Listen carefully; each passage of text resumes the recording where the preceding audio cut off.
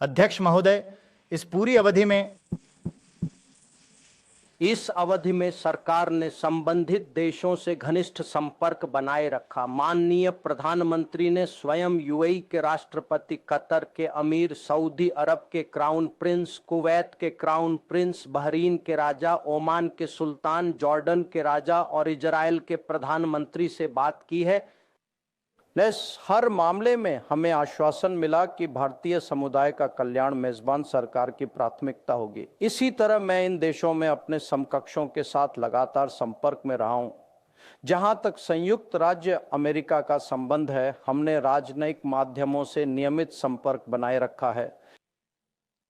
प्रयास किए गए हैं, पर इस समय ईरान से नेतृत्व स्तर पर संपर्क स्पष्ट रूप से कठिन है। मैंने फिर भी 20 फरवरी और 5 मार्च 2026 को विदेश मंत्री अराकची से बात की है। हम आने वाले दिनों में इन उच्च स्तरीय वार्ताओं को जारी रखेंगे। महोदय, सदन को कोच्चि में खड़े एक ईरानी पोत के मामले में भी रुचि होगी। ईरानी पक्ष ने 20 फरवरी को क्षेत्र के 3 जहाजों को हमारे बंदरगाहों पर ठहरने की अनुमति मांगी थी। यह अनुमति 1 मार्च को दी गई। आइरिस लवन 4 मार्च को कोच्चि में पहुंचा। चालक दल इस वक्त भारतीय नौसेना के ठिकानों पर है। हमारा मानना है कि यह सही कदम था और ईरानी विदेश मंत्री ने इस मानवीय कदम के लिए अपने देश का धन्यवाद व्यक्त किया है।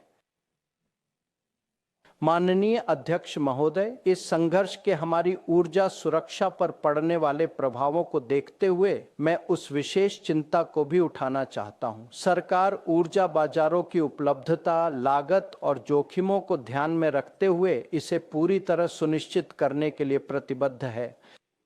हाँ, हमारे लिए भारतीय उपभोक्ता का हित हमेशा सर्वोपरि प्राथमिकता रहा है और रहेगा। जहां आवश्यक हुआ, भारतीय कूटनीति ने इस अस्थिर स्थिति में हमारे ऊर्जा उद्यमों के प्रयासों का समर्थन किया है। माननीय अध्यक्ष महोदय, मैं अपने दृष्टिकोण के 3 मार्गदर्शक कारकों पर प्रकाश डालते हुए अपनी बात समाप्त करना चाहूंगा। एक, भारत शांति का पक्षधर है और संवाद व कूटनीति पर लौटने का आग्रह करता है। हम तनाव कम करने, संयम बरतने और नागरिकों की सुरक्षा सुनिश्चित करने की वकालत करते हैं। 2, इस क्षेत्र में भारतीय समुदाय की भलाई और सुरक्षा हमारी प्राथमिकता है। हम उस दिशा में क्षेत्र की सरकारों के साथ काम करते रहेंगे। और तीसरा, ऊर्जा सुरक्षा और व्यापार प्रवाह सहित हमारा राष्ट्रीय हित हमेशा सर्वोपरि रहेगा। मुझे विश्वास है महोदय कि इस मामले पर सरकार को इस माननीय सदन का पूर्ण समर्थन प्राप्त है। Subscribe to One India and never miss an update. Download the One India app